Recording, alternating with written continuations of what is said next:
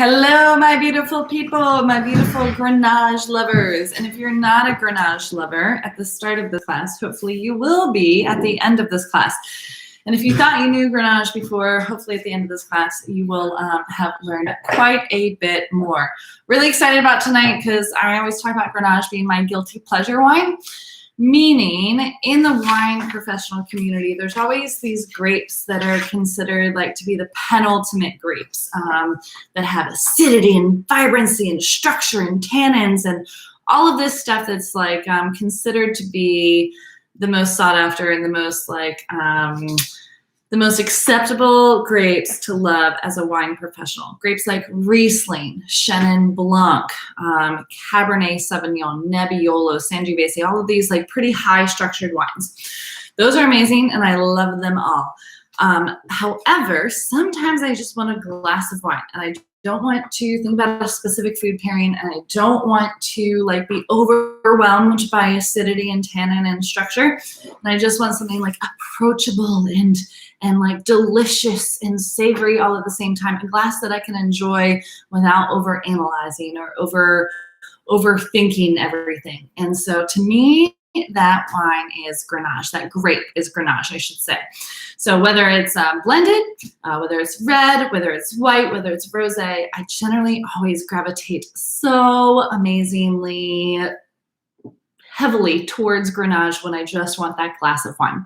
So excited to share 4 different styles of Grenache with you. And yes, if you are tuned in live, I see some people already jumping up in the chat room. I'm so glad that my favorite commenters and attendees are here in live. Samam and Sampap here in Suffolk. They're across the table here. So say hello. Samam and Sampap there. You also see all my ring lights and everything set up. And Tawana, hello, Christine and Tawana signing in from Western Branch. Great to see you both. I was telling Samam and Sampap that I was so excited that all of you all were signed on in the same class live for the first time together in a while. The schedules haven't lined up, but the stars haven't lined up.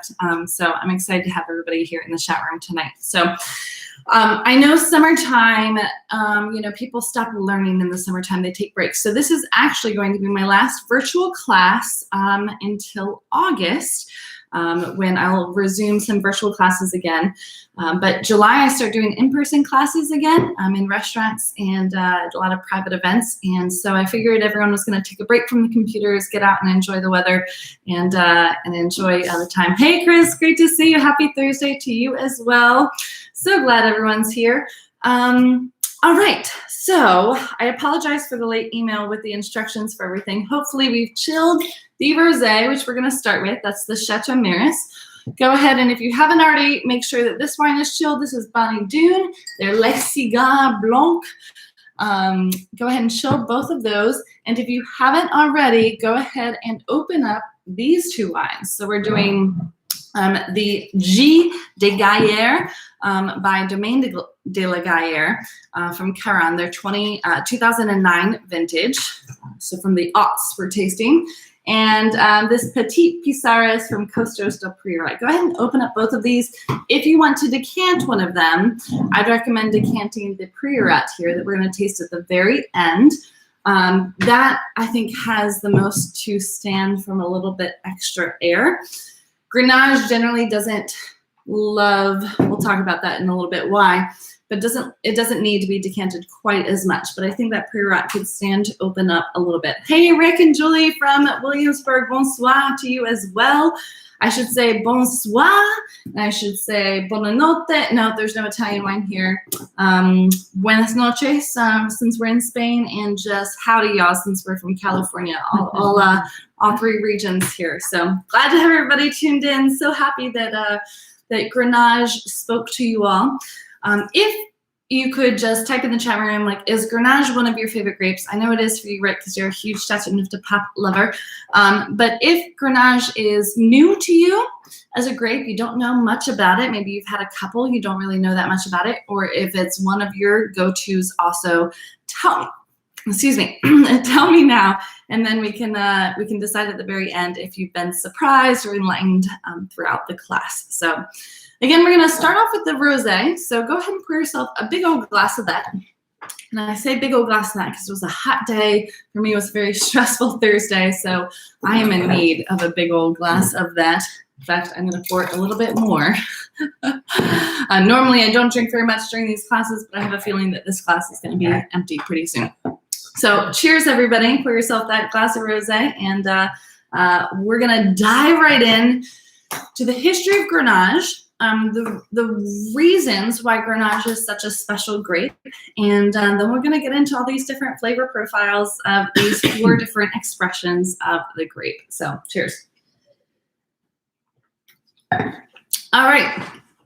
If you have these cards also, go ahead and take notes. On the back, you have like a breakdown of just the steps of tasting. If you want to taste along, you can be as nerdy as you want, go through all of those steps. This is not an analytical tasting class like some of my classes are, so we won't be going through the checklist of all of these wines, but we will be discussing the flavor profile of these. So use this as much or as little as you like. Same thing with the notes on the front. If you do want to take a picture of your notes afterwards and post them up online, whether that's Facebook or Instagram, or just email them to me, I'd love to see your actual notes on these wines. If you do post them on social media, just make sure to tag me so I can see them. Finally, you should have in your package, if you ordered the wines, this wine aroma chart, helpful to just kind of identify more flavors of what you are smelling in the wines. So, all right, without further ado, let's talk about this grape Grenache. And while we are starting with Grenache Rosé from France, the grape itself is actually native to the Aragon region of Spain. So talking like many, many hundreds of years ago, the grape under the king of Aragon was spread throughout the Mediterranean. And so these grape clippings were brought throughout the rest of the world. Some people say that the grape actually originated in Sardinia, but they think that it was literally brought to Sardinia almost at the same time from the Aragon region of Spain and was brought down to the island of Sardinia in the middle of the Mediterranean. So from there, it spread throughout the southern French coast, and then from the coast, it was brought inland as people traveled further inland. But it was really kind of concentrated on those coastal regions of Spain, France, and Italy, and then brought further inland. Since then, it has spread throughout the entire world, so there's almost nowhere in the world that this grape is not grown. Whether it's the most prolifically grown grape or not, definitely that depends on the region, but it definitely has spread throughout almost every single wine growing region. And so it's made in a variety of styles, There's a few different names. We'll just go ahead and get that out of the way. In France, it's called Grenache, and I'd say for most of the countries that have brought Grenache into their wine growing regions, they call it Grenache, but its native name is Garnacha, since it's from Spain. And in the Basque Country of Spain, it's called Garnacha with a TX. So Garnacha, I'm just gonna put that in the chat room. Garnacha is how it's spelled in Spain, but from the Basque region, you could also see it Garnacha with an TXA instead of a CHA. In Sardinia, it's called Cananau, so that's in there as well. So Garnacha, same pronunciation, different spelling. Cananau is also the name for it in Sardinia. Grenache everywhere else. There's a couple different like oddball names, which we won't get into because I can never remember them. But those are the primary synonyms for the name Grenache. We will refer to it as Grenache, even though it was native to Spain, because that is how most countries have adopted the name. So just for clarity's sake, I will refer to it as Grenache. So Grenache itself, just like Pinot Noir, has mutated into different forms throughout its life. So as grapes develop in the vineyards, there's a lot of crossbreeding to make new grape varieties. For instance, Cabernet Sauvignon, if you remember from the past 2 classes that we've taught about Cabernet Franc and Sauvignon Blanc, is literally the genetic child, the progeny of Sauvignon Blanc and Cabernet Franc. Those were crossbred in the area of Bordeaux, France, to create a new grape called Cabernet Sauvignon. Both Sauvignon Blanc and Cabernet Franc were native to the Loire Valley of France, brought down, and then had a lot of fun in the vineyards, drank too much wine, and thus Cabernet Sauvignon was born. So some grapes develop that way. So Grenache itself is a child of multiple grape varieties that actually aren't around anymore. But Grenache Blanc and Grenache Gris are two grapes that aren't children of Grenache Noir, as Grenache is called, the black version of the grape, Grenache Noir. But it's actually mutations. So what happens is the vine genetically mutates just naturally, just spontaneously in the vineyard. And so the grapes themselves stop changing color the same way. So all red grapes, or black grapes, as they're often called, undergo what's called veraison. And that's as the grape bunches ripen in the vineyards on the vines. They always start out as green, no matter what the color of the grape finally is. It starts off as green. And as the sugars develop in the grape, and as the seed fully ripens, then that starts undergoing what's called veraison. That's the changing of the colors of the skins of the grape from green to red or black or purple, whatever that final color of the grape is.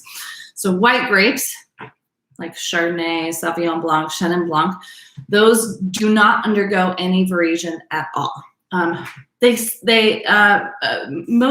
Most analysts would say that the original grapevine, the original Vitis vinifera grapevine from Georgia, the country of Georgia, was a red grape variety. So there were no white grape varieties naturally. Those were all genetic mutations of a red grape variety.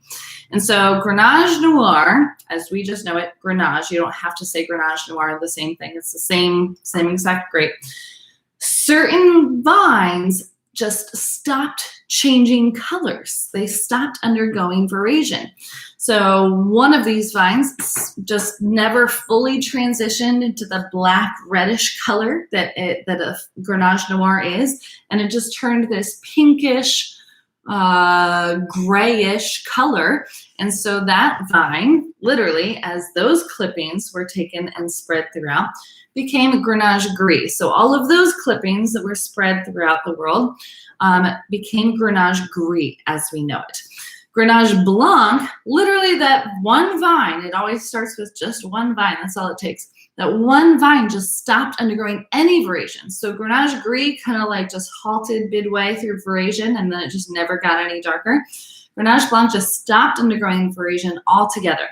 And then again, the clippings from that vine were taken and spread, and then sometimes there's other spontaneous mutations, and other vines just spontaneously stop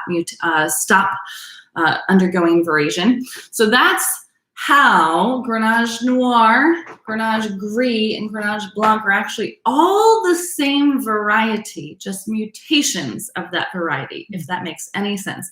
Really fascinating to think about the biology and the chemistry that's all happening to make these changes in the vineyard over hundreds and hundreds and hundreds of years. So the older the actual grape variety is, meaning the longer you can trace the roots of that variety back, the more you see more of those mutations. That's why Pinot Noir, as we know it, and all of its different mutations, there's lots of them, they think that like, oh, that grapevine just probably mutates faster than any others. No, it's just because it's so old that it's had a chance to have a lot more mutations.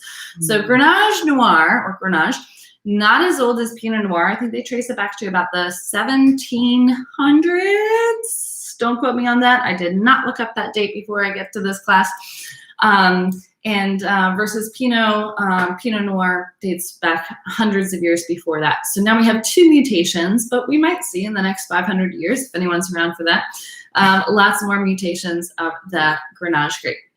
So that's the history. That's why they're all the same. That's why we're going to be talking about Grenache Blanc. I don't have a Grenache Gris in here, but we've got 3 different versions of Grenache Noir, which I would say makes up about 70% of the Grenache plantings. And then most, I'd say probably about 25% is Grenache Blanc, and then a very small percentage is Grenache Gris. I've had very little Grenache Gris in my life that wasn't blended, that was just by itself. So one of the things that is so interesting about Grenache that I find fascinating And here's why I think it's fascinating. And this is, I think, maybe why I like the grape so much. The grape acts like a middle child. And if you know me at all, you know that I'm the middle child of 7 siblings total. There's 3 older, then there's me, and then there's 3 younger. So smack dab in the middle. And I understand my role as the middle child. Like, I have to be fully able to be independent and self-sufficient and good on my own. But then I also have to learn to work with so many different personalities and make sure I'm the peacekeeper and everyone's happy. So that is my role as the middle child that I fully have embraced. And that's what Grenache does really well. So it acts really well as a standalone varietal wine, meaning not blended. So variety is just the type of grape, but anytime you talk about a varietal, that is the grape that's a wine made from one single variety that is not blended at all. So Grenache does really well as a varietal wine, not blended at all. But it also does really well with a whole smorgasbord of different grape varieties out there.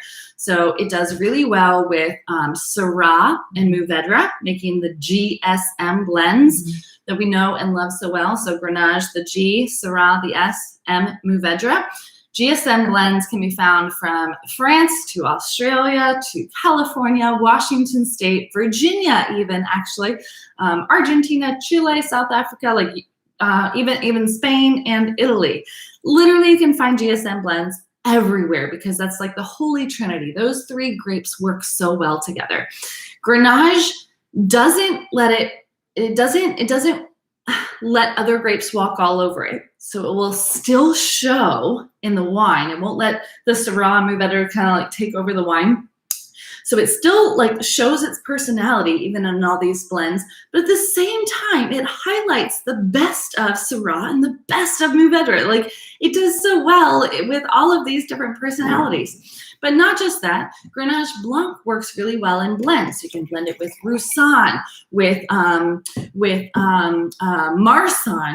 with Viognier. Those are the classic white grape varieties in southern Rhone that it's blended with. Also Claret and Picpoul and so many different white varieties that also Grenache Blanc showcases its personality, but then highlights the best of these grapes that it is blended with if it is blended.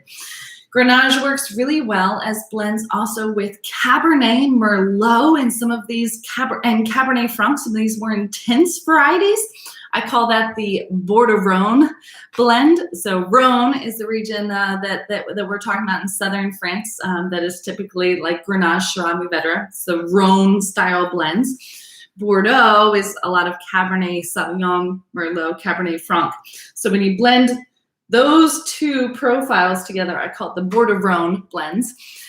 And it does really well with those 2. So no matter what, it's like Grenache finds a way to be happy in every situation and make others happy too.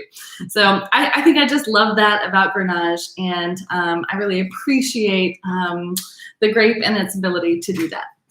So let's talk about why Grenache is special as a grape, and then we'll get into tasting all of these wines. In the meantime, maybe pour yourself a refill of this rosé, because we've got a little bit of just discussion about the grape itself and the characteristics of it. This rosé is delicious. All right, so the grape itself is an anomaly in that it is a thin-skinned grape variety that likes hot weather. So just like people who have very, very pale skin, you never like see them just baking in the sun because you know they're just gonna fry to a lobster crisp. Most of the time, grape varieties act the same way. The thinner their skin is, the less they like the heat, because the skin is actually easier to blister in hot weather in the sun and can totally damage the grape itself, and it just doesn't ever thrive. And so the grapes get overly hot, raisinated. There's a lot of faults in the wines, so like Nebbiolo, let's say, Pinot Noir, Gamay. All of these are other thin-skinned grape varieties that just do not work very well in very hot, very sunny, very dry climates. Grenache, though, it's like bring on the sun. So even though it's a thinner-skinned grape, it has some resiliency to it that it just doesn't need as much of the protection as some of these other thin-skinned grape varieties do. Middle child. It really likes, so my mom says, another middle child syndrome. I love Grenache. So there's a lot of resiliency to this grape, and so it really thrives in these warmer climates. It is a later ripening grape, and so it needs a longer growing season. So if you do plant Grenache in a cool climate region, say Burgundy, France, very cold region, then unfortunately the season just stops too soon. So the grape never finishes ripening all the way. And so you get really bitter, very herbaceous, very savory, not fruit forward wines. They're not super pleasant at all. So anytime you have like Grenache that's grown in too cool of a climate, that's what you get. And so the grape just doesn't do well. It needs a longer growing season. It's a later bloomer. And so because of that, it thrives really well. It thrived really well in the Rhone Valley of France and in the southern Mediterranean coast. So this is the area, this rosé is from the Languedoc region. So right on that Mediterranean coast, closer to the southern region rather than Rhone, which is on the east and further, a little bit further inland. So it loves this Mediterranean climate. So follow Grenache around the world and you usually find these Mediterranean climates that it thrives really well in. So thin-skinned grape variety, but loves the heat, later ripening. There's another aspect of Grenache that makes it so unique in that it has a lot of natural sugars. Once you allow it to fully ripen, it's going to have a lot of natural sugars. That usually means that the wines can be quite a bit more alcoholic. So even though it's a lighter bodied wine, typically speaking, some of these wines, even in the lightest bodied expression, can be like 14.5, 15.5, close to 16%, depending on the climate and how warm it is. And that is just no chaptalization. That means adding sugar to the grapes to allow the alcohol content to increase as the fermentation process happens. None of that. No sugar is added to this. This is just naturally what it does. It's a little bit over the top. Maybe not a middle child thing, but definitely a Cura thing. So again, I am identifying with this grape a lot. So naturally has a lot of sugars, and so higher alcohol content, but really flavorful wine. But as grapes develop in the vineyard, as the sugars ripen, as more glucose is being sent to the actual grape, what it uses for fuel to kind of increase, especially towards that, most grapes are picked here, Grenache is picked, a week and a half, 2 weeks, a little bit later.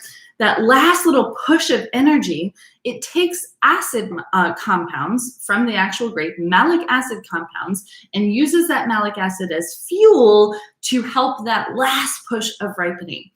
And so when you get grapes that are fully ripened, you get lower levels of acidity, higher sugar content, so extra flavor, higher alcohol content. But because it's thinner skin, you also have lower tannins. So flavorful wines, but less tannins because the grapes are thinner, and that's where most of the tannins come from. The grapes are the seeds themselves of the vine, of the actual berry. So the skin and the seeds provide the tannins. So because it's thinner skinned, less tannins in the Grenache grapes, also less acids because it uses those acid compounds for fuel to finish ripening. So you get these wines that are very flavorful and easier to drink without food, especially. They're lighter on the acid, not as intensely tannin, and very flavorful. So they're very pleasant wines, whether they're white, the red, the rosé. They can be served at all of your parties, like without special food pairings and all this stuff, making them like super, super approachable. They're also, because they have less acid and less tannin molecules and compounds within the actual natural grape, are prone to extra oxidation. So oxygen is going to change your wine flavors quite drastically, pretty quickly too. So most of these wines, to protect from extra oxidation during the fermentation process and aging process, they're not fermented and aged in newer oak. First of all, that newer oak, those tannins are going to totally overpower this more delicate wine that doesn't have the tannins and structure to stand up to that. And so if they're aged in oak at all, it's very, very old oak, and there's extra care to make sure that they're made in what's called a reductive environment, meaning less oxygen is allowed to come in contact with the juice, the must at all, during fermentation or aging. Because the grape itself, without those preservatives, without those natural antioxidants of tannins and acids, it's going to be prone to age too quickly, to let oxygen affect it too quickly. And so typically in the Rhone Valley, you find the wines aged in cement. Sometimes you find the wines aged in stainless steel, like this rosé and the white wine that we'll try next. If they're aged in oak, it's usually very, very old oak, so it's not imparting any flavors at all. So because of that, the wines actually age quicker, which is why I'm so excited to try the third wine, the 2009 vintage, the first of the red that we'll try, because at an 09, at just 13 years old, it tastes like it has a little bit more depth of character for more age on it, not in a bad way, but just because it has developed a little bit quicker. So that's kind of just the stylistic differences that make Grenache such an interesting, enigmatic, and compelling grape, but also in such an approachable manner. So really excited to try this. Now let's talk about this rosé. Chateau Maris, if you tuned in to the Meet the Maker event for Chateau Maris, we talked all about biodynamics. And so this is the first winery in the entire world that has a winery totally made out of hemp. He said it was the most expensive thing he's ever done in his entire life and made no sense whatsoever, still makes no sense if it weren't for the fact that they wanted to be negative carbon emissions. So they take a lot of care to make sure that they are not leaving the world a worse off place than they found it. And I really appreciate them for that.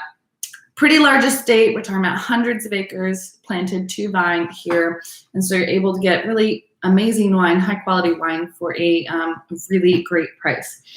So let's see what you think about this rosé. If you've opened it up and tasted it, please let me know what you think. Remember, I didn't make any of these wines. So if you don't like them, please be honest and tell me what you honestly think.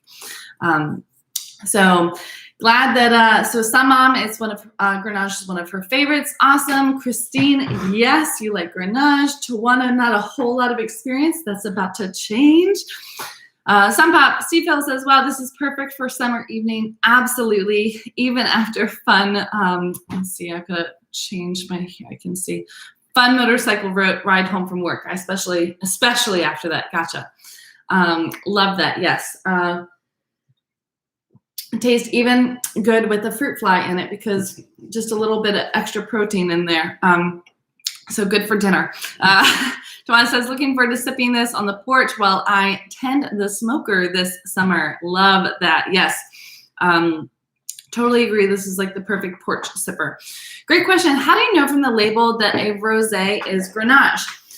So this does not say on the front label. A lot of rosés might have that information on the back, sometimes the front.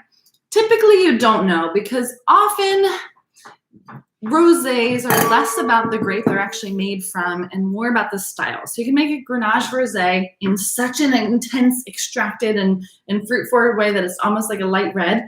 And you can make them very austerely by picking them very young and not a lot of maceration with the skins and make it really intense. So honestly, when you're coming to rosé, it's sometimes less about the grape and just more about the style because there's so many different stylistic ways you can make rosé. So, but the answer to that question is always text Kira, and she will let you know whether or not what the grapes are in terms of the rosé. Says, I get citrus blossom, strawberry, and pineapple. Is there any residual sugar? If there is, it is less than 2 grams per liter. So this wine is definitely a dry rosé, but it does have this softness of fruit. Trying to drink around the fruit fly here, but just, all right, sorry, y'all. There we go. We're all good. All right, let's see.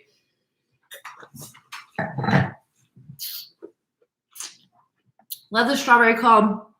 It's like strawberry, watermelon, cantaloupe, these peach notes, dried apricots, really like sweet, juicy fruits while the wine is still dry. So a lot of fun here. Citrus blossom and mouth watering. Yes, love, love, love these calls. Tawana says, I get a lot of dried strawberry, semi-dry herbs. Yes, there is some herbaceousness on this. On the palate, I get strawberry with a hint of grapefruit. Love those citrus calls. I love the floral call too. Really enjoy that, Christine. And yeah, my mouth is watering, not in a way like, ooh, that's so acidic. I need oysters or I need grilled cheese or something. but just in a way that makes it refreshing, makes me want another sip, which I'm going to have. So awesome. Glad we all like this rosé. I think this is a killer value. This is definitely a rosé that is meant to drink like year of. It's not a rosé that I want to lay down and see what happens to it next year. Rosés that can be too acidic, that are almost like austere and off-putting, those do really well with 1 year of age on it, maybe even 2 years of age on it. So I like those for some Provence rosés, German rosés, some Italian rosés. This rosé is just perfect to just drink all summer long. So, all right, let's get into the light. So next wine we're going to be talking about is Bonnie Doon. We are in California. Bonnie Doon, this is their Les Cigares Blancs.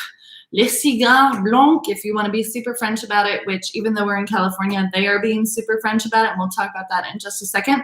This is a blend because, again, I wanted to show what Grenache does by itself and what it does when it plays well with others. And so this is a blend. It's got some Vermentino in there and some Claret Blanc. Other grapes from the south of France that are commonly blended together. So pour yourself a glass of that, and let's chat California Grenache Blanc. This wine is so aromatic. It's going to be really fun to taste this wine. So let's go back to the Rhone, where we talked a lot about Rhone as being kind of not the birthplace of Grenache, but certainly a very important mile marker, milestone, and foundational location for the Grenache history. So in the Southern Rhone, Grenache is the primary grape variety, whether it's red or white, Grenache Blanc, Grenache Gris, Grenache Noir. That is the primary basis for a lot of the blends. There are some varietal wines there, and we'll try a red varietal wine from Southern Rhone next, but oftentimes they're blended. Chateauneuf-du-Pape is probably like the king of the entire region in terms of like the highest quality wines. So, and I would call it the queen of the region, but there's a whole lot of like very papal influence here, and it's a very like masculine dominated wine trade there. So it is the king of the region, we'll call it that. It's probably some of the most sought after wines in the Rhone Valley are definitely coming from here. The most age-worthy wines are coming from here. These are the most like long-lived and expensive wines from the region. In the mid-1900s, there was a lot of fear about UFOs and aliens, and like there was this whole sci-fi culture that kind of like spun people out of control, kind of in the same way we have some conspiracy theories that are kind of spinning out of control in modern day life now too. And so they're so strict about rules and regulations in Chateauneuf-du-Pape, all of that papal influence and the seriousness of it, the gravitas of these regulations, that they were like, we got to make sure that these aliens aren't going to affect the quality of our wine, because that's our lifeblood. And so let's make a rule and put it in the books that no UFOs are allowed to land in the vineyards. And so they did. So there is a rule on the books still to this day that no UFOs are allowed to land in the vineyards of Chateauneuf-du-Pape. If you're going to land in Rome, you're going to land in our neighbor's backyard, not in our vineyards. And so the cigar, if you look on the back, it's like the cigar-shaped UFO. Les cigares would be like the French word for like the UFOs, as we call them here. The Bonnie Doon is all about expressing Rhone varieties in California. So all he does is the varieties that are typically grown in Rhone, France, but he brings them to California and expresses them in the California way. But all of his labels are kind of tongue-in-cheek ideas about and like references to and paying homage to Rhone and Rhone history. So this is their Les Cigares Blancs, and you can see on the label the little UFO shining a light on the chateau here of the vineyards. Not allowed to land, but it can fly over. So that's the history of that, why there's a UFO shining some light on these vineyards. So Bonnie Doon was basically, they've been around since the 1980s, I believe, 1986. And really grew into this massive empire. And so Bonnie Doon was part of it, but they had multiple other brands that grew so much that like they were in all the big box stores. If you've ever seen Pacific Rim and some of these other big box names that you probably know very well and have had many times before, those all this same collective, the same producer.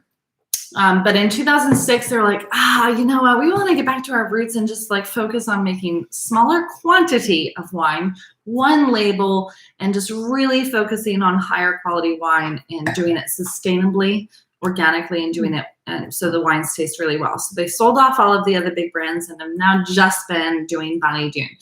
It's all operating organically. I think they're on the verge of transitioning to biodynamics, but not quite there yet. So you won't see any certifications on there.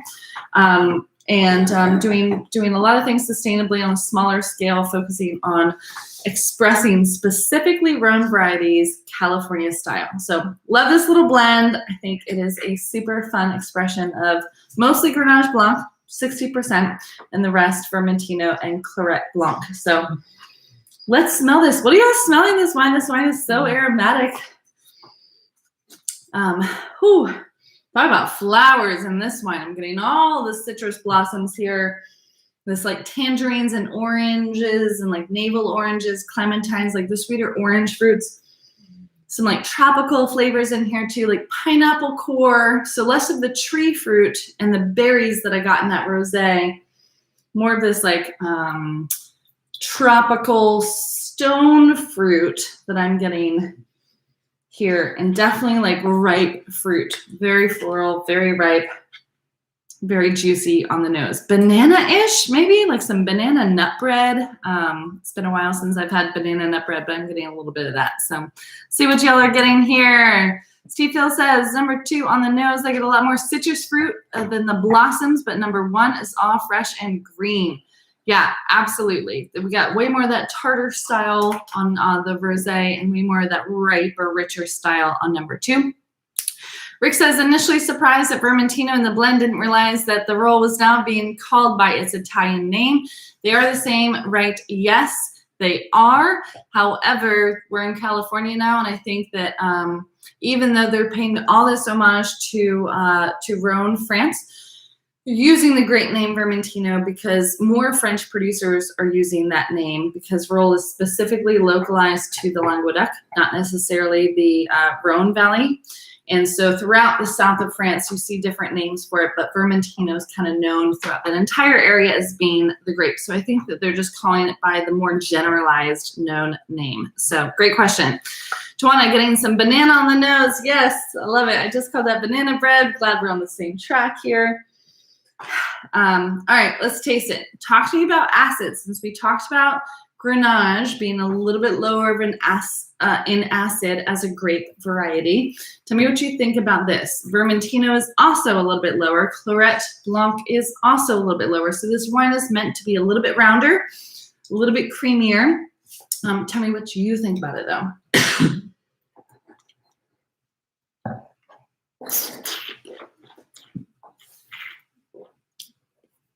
I mean, this like white pepper spice or ginger spice on the tip of my tongue that I really enjoy with that. And that's keeping the wine from being a little bit too oily or a little bit too viscous as that blend is kind of lifted, that palate is lifted with those white pepper and ginger notes on the wine. I think without that little bit of spice, it'd be a little bit too heavy for me. I think this wine is super delicious. Probably I would enjoy this more when it's cooler. Or maybe it's just a morning wine. Maybe that's what it is. So not as refreshing for like an afternoon in the summer, like by the pool. I think it'd be a little bit too heavy.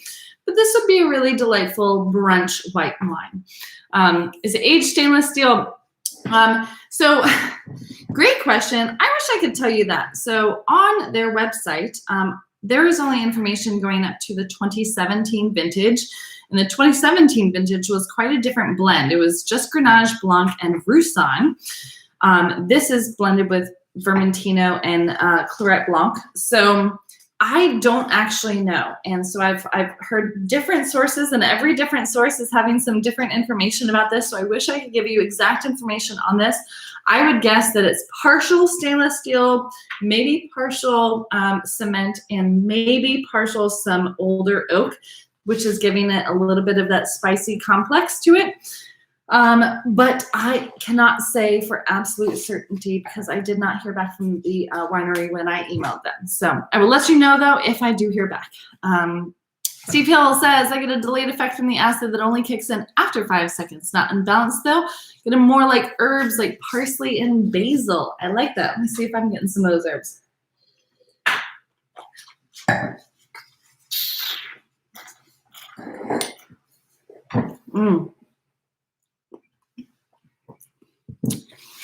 Yeah, I like the basil call. There's a little bit of this like fennel, green licorice kind of sweet Thai basil note to it. I don't get quite the parsley, like in terms of like that really parsley so pungently green.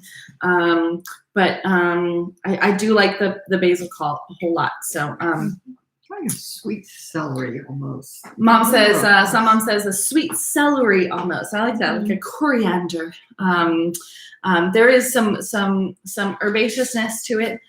It's hard for me to get past like the banana and the floral quality, but there are some like sweet herb qualities to this wine for sure. So if you haven't tried it yet, the Bonnie Dune Picpoul is another great variety grown in the south of France. Picpoul de Pinet is a classic wine from that region, and they have a Picpoul that I offer in my wine packs right now. That's super delicious. Definitely more on that bright, vibrant, more citrusy, more acidic side than this. So if this is a little bit too rich, a little bit too creamy for you, try the Bonnie Dune Picpoul. It is going to be like in my refrigerator all summer long. So getting more in tomorrow. I've been out for a little bit. So Christine says, honeysuckle stone concentrated. I get it. Dry mouth too. Yeah. Awesome. Oh, sorry. Concrete. Sorry. It's a smaller font here. I can't zoom in. The computer's so far away and I'm blind. Concrete. Awesome. So that minerality to the finish of the wine too. Awesome. Fabulous. So, and I love that honeysuckle call. All right. Well, I know I want to talk a lot about the specific terroir and climates and regions of the two red wines. So I know I sped through the first wines a little bit faster, but that's because there's more information to be shared about these two wines coming up. So if you haven't already, make sure this is open and poured. This is Domaine de la Gaillère. That's the actual producer. G de Gaillère is the actual name of the label. G meaning Grenache. They grow several different grape varieties here, but this is their one that's 100% Grenache. So Grenache, or G de Gaillère. This is from the specific region Caron. So Caron, you can go ahead and pour this. I do think that this wine, it doesn't need lots of air, but it does stand to open up quite a little bit. And again, if you want to just go ahead and pour this wine that we're going to get to next in a glass so it can like seriously breathe some and open up a little bit. In the meantime, go ahead and do that. So Southern Rhone, again, where a lot of Grenache notoriety originated from. And Châteauneuf-du-Pape really put Grenache on the map, literally and figuratively, for high quality wines, because throughout, I guess up until like the mid 1900s again, or early 1900s, Grenache was kind of known for just making bulk wine. So Grenache, because it's a more vigorous grape and a higher yield vine, meaning it produces more clusters itself, and these berries are large, they have a lot of natural sugar. It's easy to make bulk wine through it. So you can find a lot of cheap Grenache and it's really flavorful, but not necessarily like layered or complex or anything like that. But the grape vine itself is very vigorous, so it grows really fast, and it produces these big berries, and it produces a lot of grape clusters. Because of that, if you're going to make really high quality wines from the Grenache grape, especially when you're making reds, you want the soils to be very, very, very poor, because you want them to not have a lot of rainfall, because you want the vine itself to stop focusing on growing so much in terms of its foliage and its shoots and growing out its leaves and being vigorous in that way. And you want it to not focus so much on making so many grape clusters. You want it to focus instead on growing its roots. So a vine will basically expend its energy on three things, and three things only: growing its roots, growing its foliage, its leaves and its branches, and developing its grapes. If a vine thinks that it's about to die, it will only focus on, if a vine thinks that it's just struggling and it's like, I just can't get enough, it's gonna dig down its roots to make sure that it has the water, access to water and nutrients that it needs to develop those grapes, which are going to help propagate its seed throughout the world. And it won't focus on its energy on growing its foliage. That is the ideal scenario, to lower that yield enough so that the vine doesn't die. It has enough water and nutrients, but also the struggle is real in its life, and struggle in that those grapes are going to develop a little bit more character. So rather than just doing a lot of willy-nilly grapes, no, it's like, I'm going to just focus all of my energy on these fewer clusters and really make sure that those have the perfect seeds and the perfect brightness to attract those birds, so that my progeny can survive even if I die this year.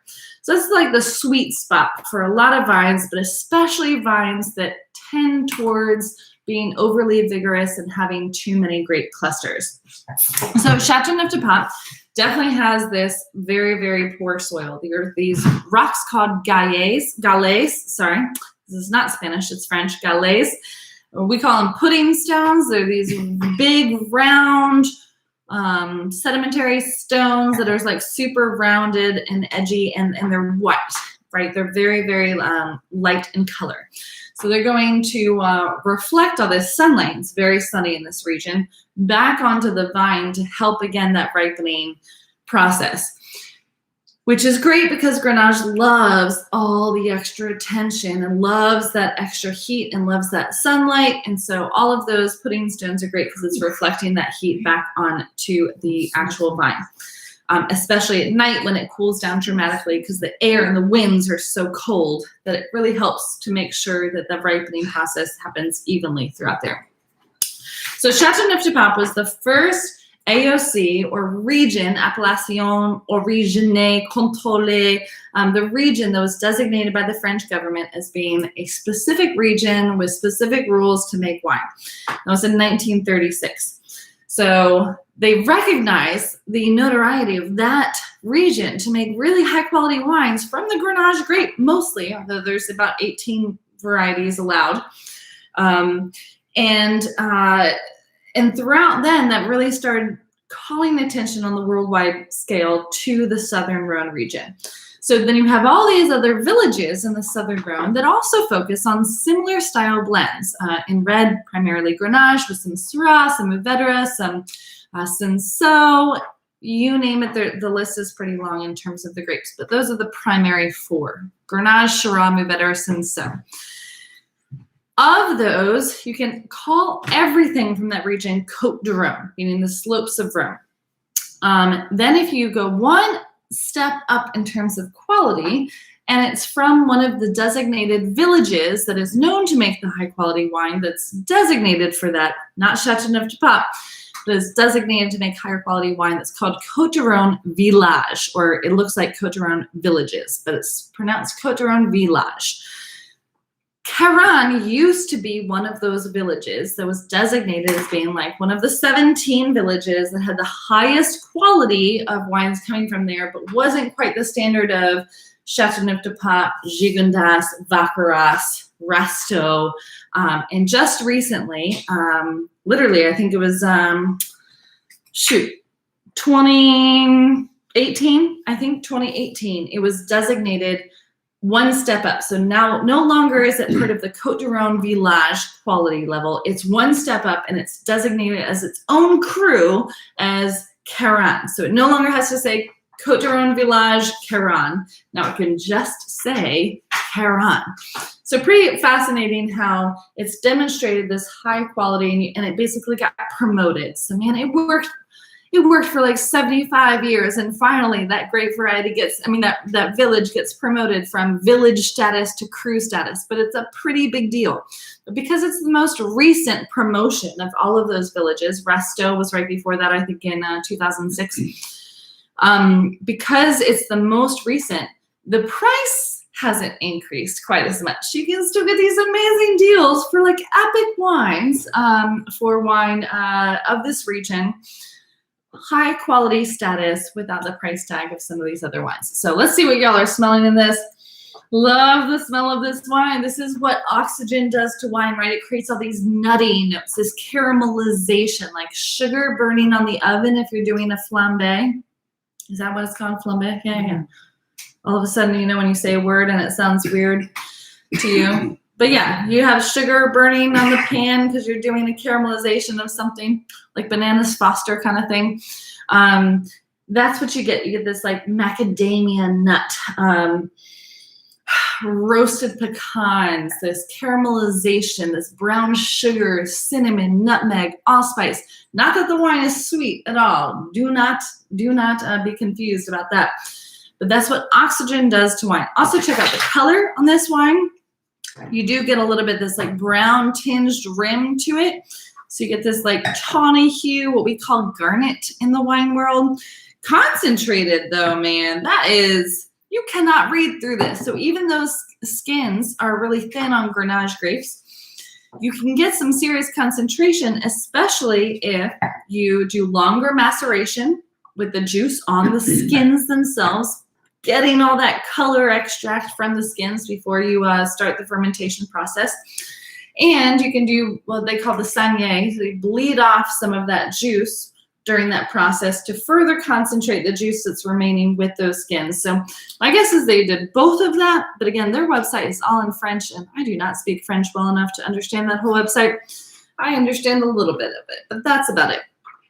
So that coloring comes from the age. That smell, those tertiary notes of like sweet tobacco, dried herbs, dried floral petals, like geraniums, like rotting in a vase or something like that, but like in a good way. A little bit of this like peaty earthiness, but this like dank forest floor earthiness. There's a lot going on in this wine. In old leather, like really broken in soft leather. That's what I'm getting in this wine so far on the nose. Let's see what y'all are getting on this wine. G-nose, I like that. Smells like port or raisins soaked in honey. Yes, that's all that caramelization and nuttiness is coming from oxidation. Same thing that's happening with port to create that too. That those flavors in port are caused by extra oxidation, intentionally so during the aging process to create those aromatics. Love that. Getting mission figs. Yes, I love that fig call too. Black cherries and cloves on the nose. Definitely agree. Raisinated cherries and caramelization on the palate. Awesome. Love this call. So I think this wine is like perfect to drink right now. Like this is how this wine was meant to be consumed. Let's give it a taste and see.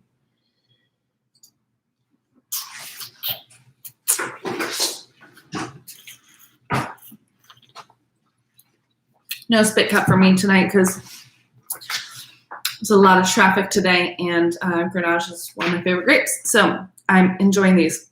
I love this like nutmeg and like spices that are not spicy.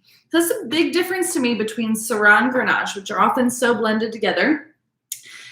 Syrah brings the spice in terms of like the heat. Think black pepper, think intensity of spice there. It also has more tannins, more structure, more of like this muscular component. Grenache brings the femininity to the wine. And so all of the spices that are there are more like baking spices. And there's some herbs there too, but they're generally on the sweeter side. get some like black licorice on this. Usually I don't love that, but I do in this wine.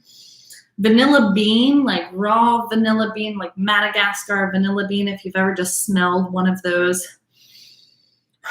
Get a lot of that. And all of the fruit is what happens when the wine ages is the fruit becomes more dried in characteristics. If this wine were young and we were drinking this, 2018 vintage right now, then the wine, excuse me, the fruit flavors would be more like fresh fruit, ripe fruit, and the herbs would be fresh herbs, ripe herbs. But as wine ages, those characteristics of the fruit become less fresh and a little bit more of the dried and aged. So just as the wine ages, so do the actual flavor compounds and esters in the wine.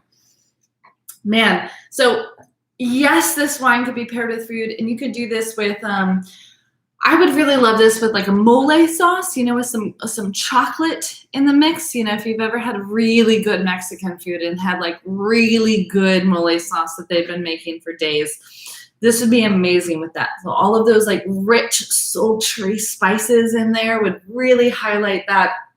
It doesn't need huge food. It doesn't need very gamey food. But the wine would also be really great with just like baked brie. It doesn't have to be this big, intense meal, although it can be, as long as, again, it doesn't, there's nothing too fatty or too rich in there, because the wine doesn't have lots of tannins. It's silky, right? This wine is silky, but so layered and complex. And this wine alone, of all four of them, I think was not my favorite, because they're all my favorite, they're all my children, but it's probably the wine I was like most excited to share tonight. Again, probably not the best summer sipper. There's a lot of Grenache out there that is on the very lighter style. So this is a very classic, like Southern run blend. So I definitely had to express that. If I did 4 red versions of Grenache, I would have definitely done this like super light style that almost looks like a dark rosé. If you tuned into the Old Vines class, we did one from Barossa, Australia, called the Tim Smith Bugalugs Grenache. It was, a few shades darker than this. You could read through it so easily. Still like 15.5% alcohol. But it was so vibrant, so fresh, so herbaceous, and strawberry jam and pops of red cherry and raspberry. And it was just like so exuberant and extroverted, but in a very light, flirty way. This is the opposite, right? But I didn't, since I had just done that wine in a class a couple of weeks before, I didn't want to feature the same exact style again. But there are Grenaches out there like that, and that's more of a trend these days, as people are tending away from the really heavy, full-bodied wines and more towards lighter, fresher wines. But I definitely thought this was a steal at, 13 years, 2009, 12 years, sorry, 12 years age on it.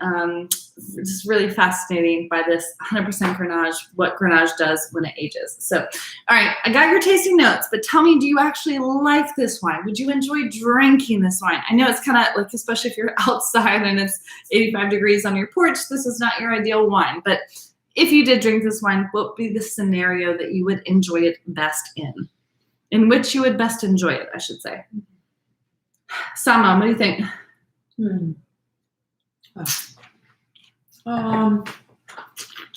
An evening fall wine. Yeah, I do. A fall evening wine, a nice autumn evening. Some mom says is what she would enjoy this in.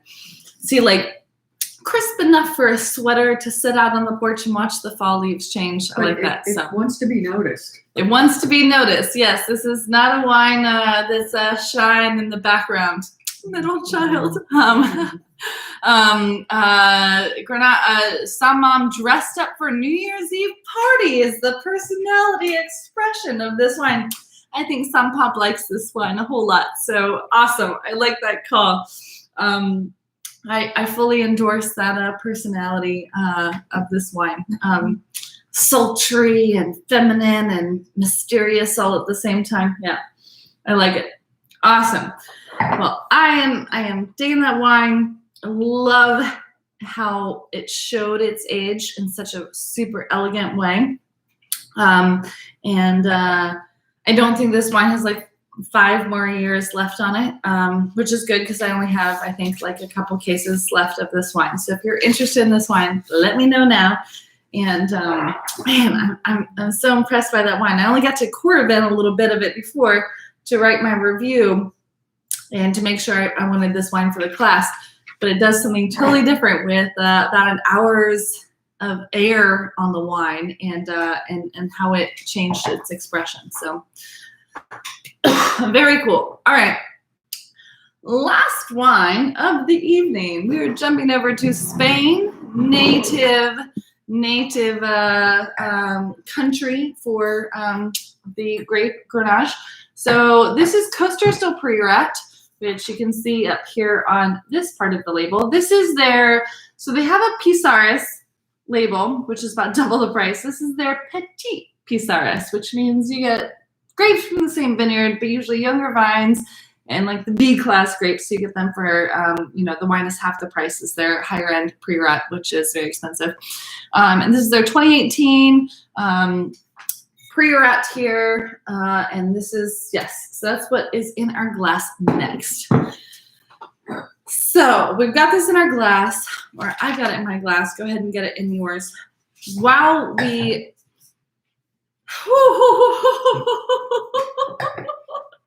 all right, I talked about Grenache being so approachable to everybody. This is the other side of Grenache. This is the side of Grenache that says, "You sure?" You need like a safe word sometimes with Priorat, and man, their wines are intense. Let's talk about why Priorat is such a different, crazy different experience of Grenache.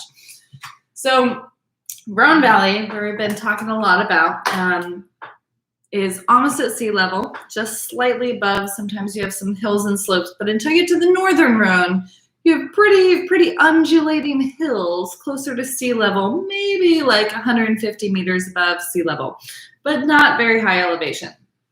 Priorat is this tiny little region right in the Catalonia area near Barcelona, right on the coast of northeast Spain.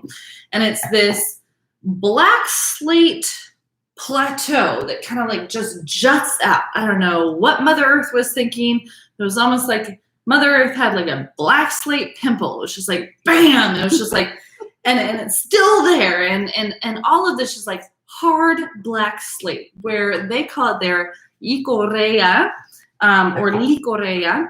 It's double L. So I assume in that area, the double L is pronounced with a Y sound, but in all different parts of Spain, you have different pronunciations. So Licorea is how it's called throughout the rest of the world.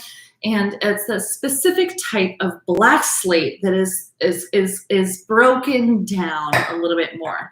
But not enough sometimes. So sometimes in these areas, they literally have to take like jackhammers to create some crevices for the roots to be able to grow through. Once the roots can kind of get into a crack, they can expand that crack. But this black slate sometimes is so hard and compact that there's nowhere for the vine roots to grow. So they sometimes have to take jackhammers to create some crevices and cracks for these roots to go down. And there was very little rainfall in this area, and the roots sometimes in this area had to dig down up to 65 feet below the actual surface to be able to get to the water table down below to get those water-soluble nutrients that it needs to survive. So here, yield is very low because the grape hardly has any energy to dig those roots down. And when it does, it's like, all right, I'm tired. You're getting 2 clusters. That's it. That's all I can do. I'm sorry, but that's what's happening. And so instead of this very vigorous, high yield, free living style Grenache vine, you get this tired, haggard, exhausted vine, which produces some very intensely flavored grape varieties. So it suffers. We benefit. Sorry, not sorry. Grenache vines in Priorat. Here in Priorat, there are not rules about what grapes technically are made into the blend. So the grape, the wine itself could be made from 100% Grenache, as they call it, Grenache. It could be made from 100% Carignan. They call it either Carignana or Samso is the very local name for this. It could be 100% Syrah or 100% Cabernet or a blend of all of these things. Typically speaking, the wines themselves are blends of Grenache, Carignan, as they call it, Samso or Carignana, and maybe some Cabernet or some Syrah. It's a very classic blend. This is Grenache Carignan, or Samso, as this producer calls it. These black slate soils, literally just like black asphalt, when you leave the beach, we go down to the Outer Banks and you leave the beach, and if you forget your flip-flops and you came in the morning and you're leaving in the afternoon, you walk by and you're walking across the street, the parking lot to get to the cottage, and your feet could just be burned for the rest of the weekend, start blistering, because that black asphalt is absorbing all of the heat, and it might be 90 degrees out here, but that means the asphalt's 150 degrees, and so you totally burn your feet. That's how these black soils are. Very steep slopes, very just kind of jutted, very all over the place, so there's no mechanization at all. Everything is hand harvested, hand tended. There is no machines up in this thing. So that means the wines can be very expensive. Low yield, no machine harvesting possible. These wines can be very expensive. You can find some diamonds in the rough, which is what I hope this wine is. Priorat, generally speaking, can kind of start in the 40s very easily and jump up there. So throughout Spain, there's 2 regions that are classified as DOC, or Denominación de Origen Controlada. So not just a DO, that's what most of them are. There's only 2 regions in all of Spain that are DOC status. That's Rioja and Priorat. So those are the 2 regions that have made it to like the top of the top of the top. And so the prices often show in that. But Priorats have a much lower yield than Rioja does. And so thus the extra price tag on that. So that intense soils that absorb soils, I say that, it's not soil, it's rock, absorb all of the sun, really creating this hot kind of environment. But because it's higher up, as soon as that sun goes down, temperature drops down dramatically. So when you have that high diurnal temperature variation shift, you have those hot days just baking in the sun. And then as soon as the sun drops and the temperatures drop down dramatically so, then that sends the vine into like shock mode, literally, where it stops doing anything. No photosynthesis happens. It's like, what just happened? Are we dead? I don't know. And until the sun comes out again, like, oh, okay, all right, we're good. We can start working again.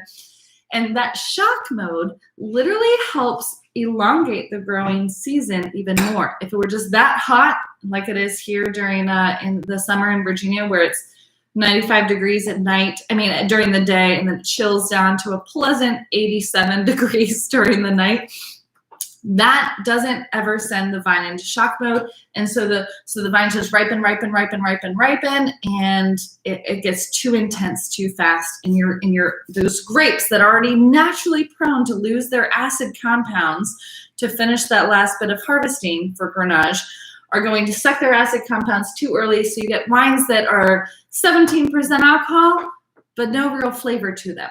So that shock that happens when the temperature dips down so low, make sure that those acid compounds stay preserved until they're lastly used. And so you actually have Grenache and Priorat that has higher acid, higher tannins, because the grapes themselves are closer to the sun.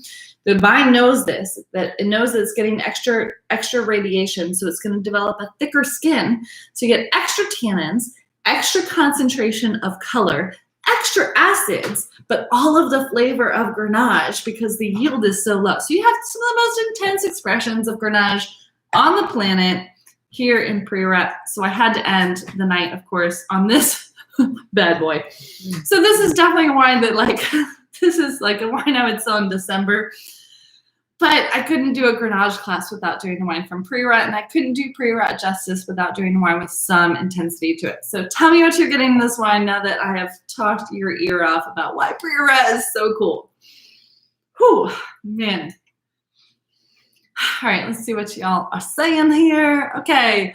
Roasted lamb or well-seasoned beef. Yes, absolutely. Love this.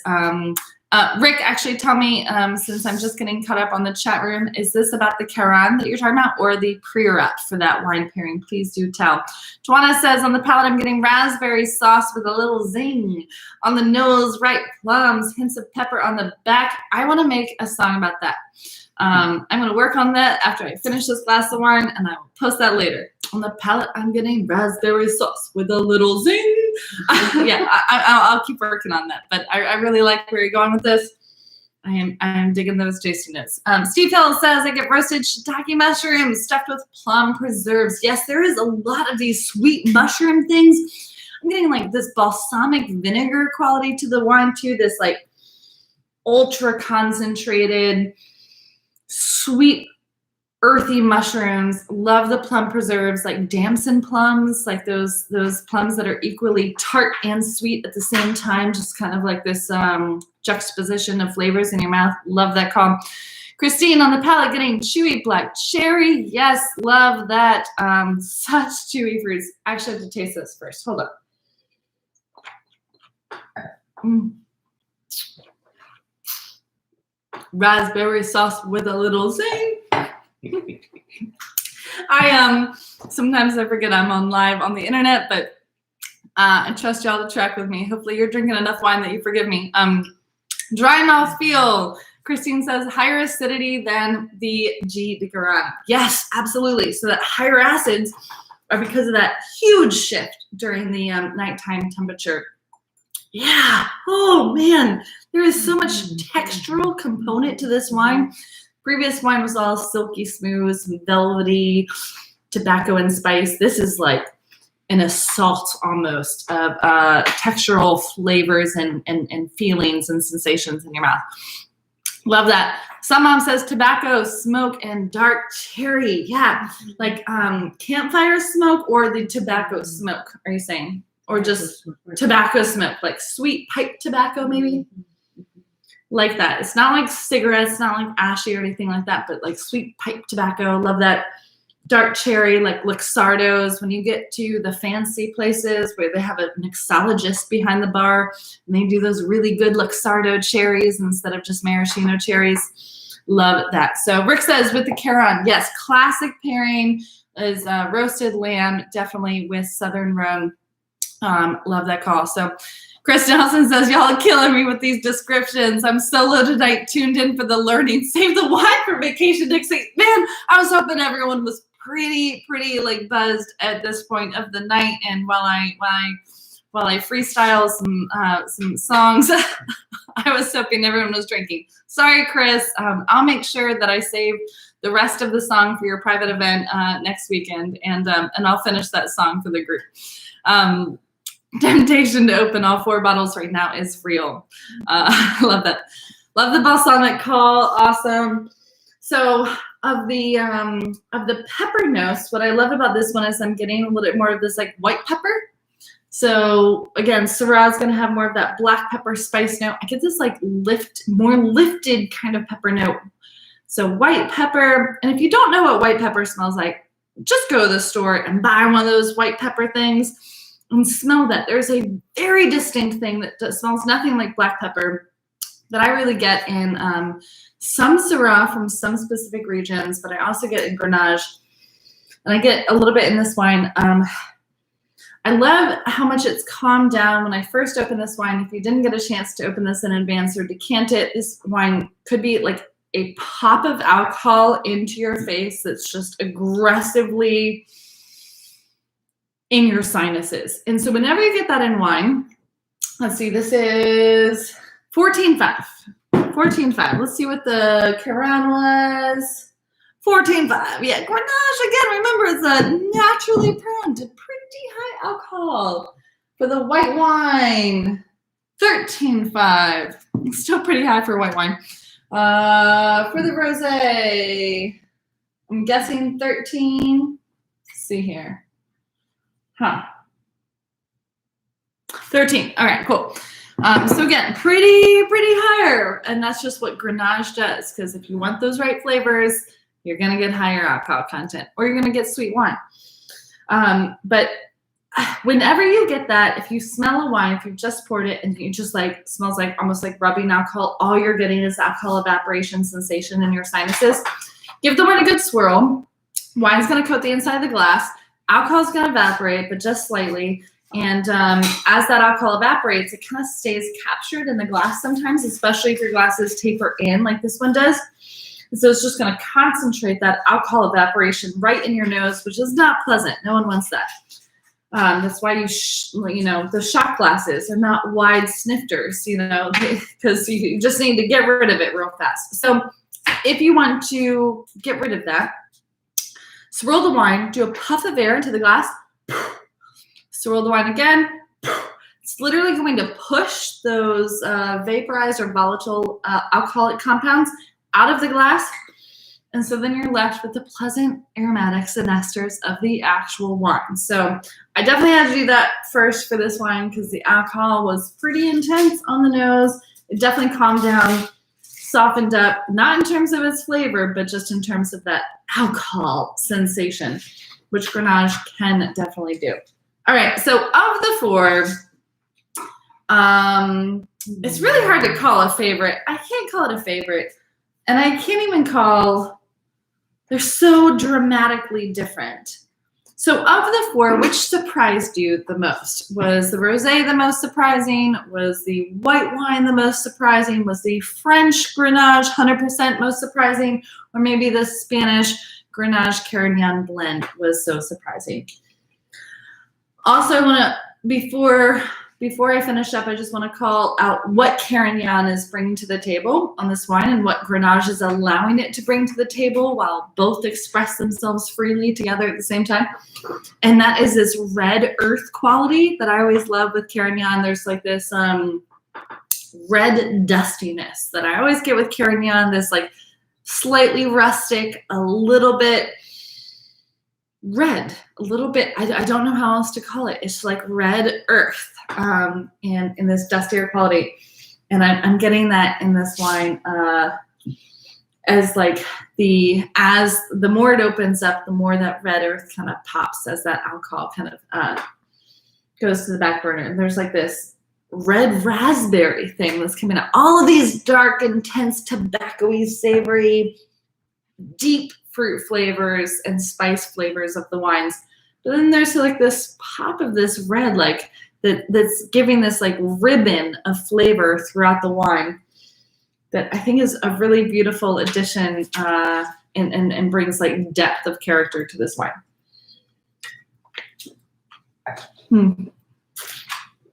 Yeah, I love Grenache. I love Grenache. It's not in all its forms. Just in different scenarios, I can see myself enjoying all of these. So, Mom, what was the most surprising wine to you? The Bonnie Doon. Bonnie Doon was most surprising to her. Why was it surprising? What surprised you about it? Because I love Grenache and I did not like that.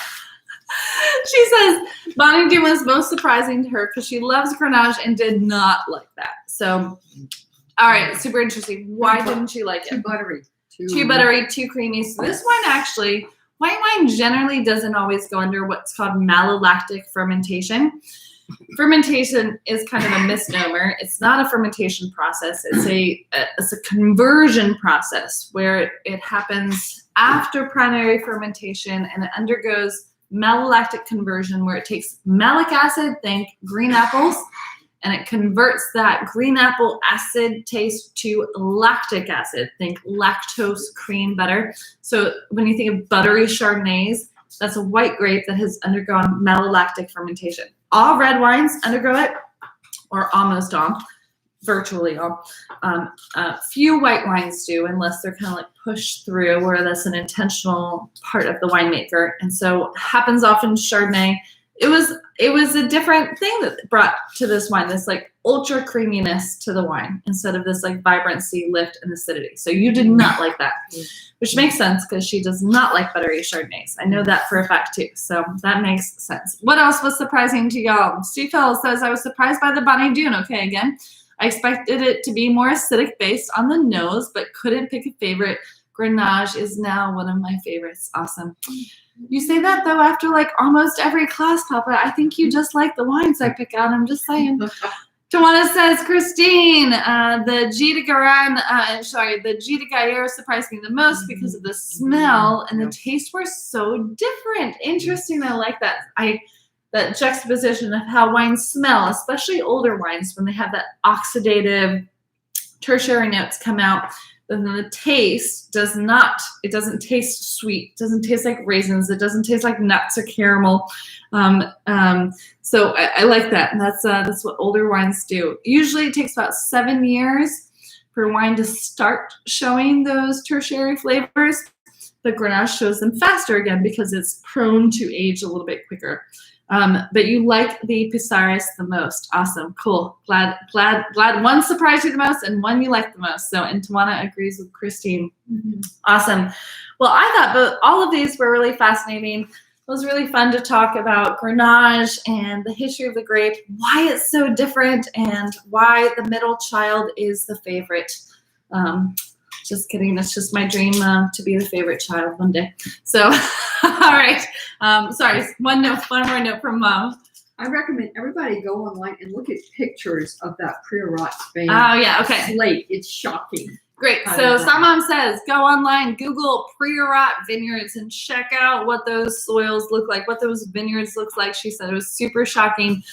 One of these days, I'll figure out how to do YouTube videos, and when I do them, I know I can upload them with pictures and maps throughout the video. I don't know how to do that while I'm doing live videos, and until I figure that out, you'll just have to Google some stuff. So I appreciate that recommendations, and yes, come to my in-person classes. So they're just starting up next Tuesday. We're doing a class in Virginia Beach. The class is what is the class? Tour of Touraine. Touraine is a district in the Loire Valley. Perfect summertime wines. None of them will be as intense as this last red.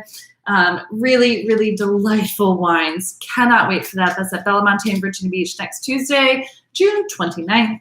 Then I'm doing a class that I'm just about to announce July 9th, and that's in Norfolk. And that will be a Mediterranean wines. So all around the Mediterranean coast. So like got some in Spain, France, Italy, and Greece will be featuring wines from all of those regions. July 9th in Norfolk. That's a Friday night. That's a bigger venue, so I can fit up to about 35 people. So really excited about this. Can't wait to see your smiling faces. Not that I don't love these virtual classes, but it'd be nice to talk to something other than a green light on my laptop. Last notes, fantastic class. Thanks, Kira. Thank you, Chris. I hope you enjoy these wines when you get to open them. I hope you're enjoying at least a good gin and tonic or something right now. Happy Friday. Have a great Friday. Yes, I was like, is it Friday? I forgot to make all my deliveries. Good. Glad it's only Thursday. You also have a great Friday and great weekend. Rick says, intensity and density of Kiran were a bit of a surprise. Yes. 09 was generally a very hot year, not quite as 03. Yeah, 03, I mean, people were literally jumping out of buildings because their buildings were so hot. It was crazy. How would that affect the Kiran? Kiran's a much more hardy grape, a much more rustic grape, thicker skin, and a little bit more like intensity to it. So the heat does not affect Kiran quite as much, which is why it's one of those stabilizing grape varieties in all of those blends, which is why it's often not a grape in a varietal wine, not blended. But it does create a good backbone. I'm sorry, I read Kiran and I thought Carignan because we were talking about that earlier. How would that affect the Kiran, the region, not Carignan, the grape? I'm sorry, I'm reading too quickly. Yes, the heat, again, Grenache loves the heat. This was the G de Gaillard was 100% Grenache, so it did quite well. So thank you, Tawana, for coming. The middle child is definitely the favorite on Thursday. Oh my word, this is going down in history books. I have now been named the favorite child. This is going out in my family group chat immediately. So thank you all for tuning in. Can't wait to see you at another virtual class in live or at a delivery. Thanks, and I hope you enjoy the rest of your evening and enjoy lots of great Grenache. Until then, cheers, y'all. Bye. A little zing.